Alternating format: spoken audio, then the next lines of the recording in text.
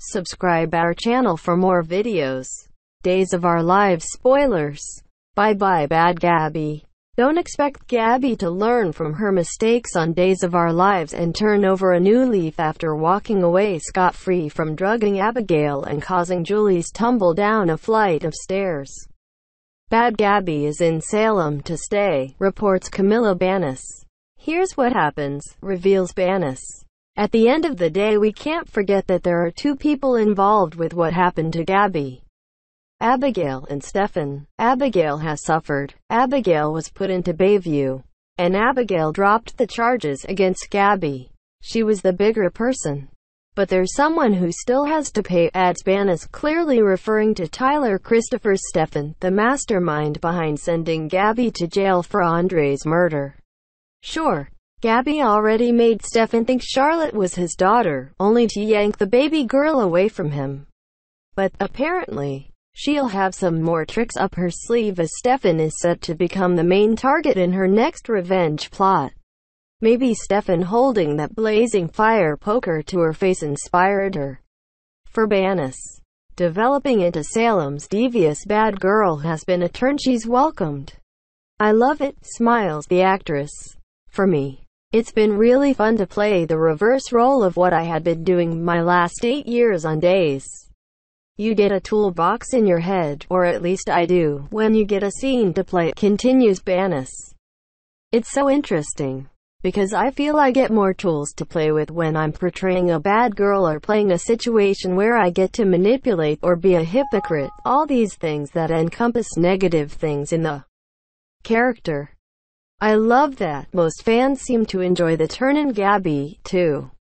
It's the most commented thing. You're so good at being bad, notes Bannis. Thank you. I didn't know it. However, there have been some viewers who have taken issue with her character. Mainly Gabi fans, who hate everything Gabi did to poor Abigail. There have been a few, admits Bannis. And it was mostly during the part when Gabi was drugging a pregnant woman. That was a bit difficult for people to understand, yet Bannis stands behind her character and all her actions, revealing she isn't totally happy Gabi's plotting against Abigail has all wrapped up and come to fruition. No, not necessarily, announces Bannis. In Gabi's mind, the scales haven't been balanced. Abigail got to leave Bayview and go be with her children and live her life.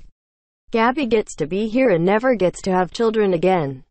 Abigail has scarred her. She's left Gabi altered from how she was before. And Abigail's fine. She's not altered. She's great. So those are Gabi's worries, adds Bannis. Those are her frustrations. Those are her real-life women's issues. One turn Bannis did like was Abigail deciding not to press charges against Gabi. I think that's something that was perfectly timed and perfectly done, maintains Bannis. Because how long can this cycle go for? How long can we be getting each other back for stabbing each other in the back?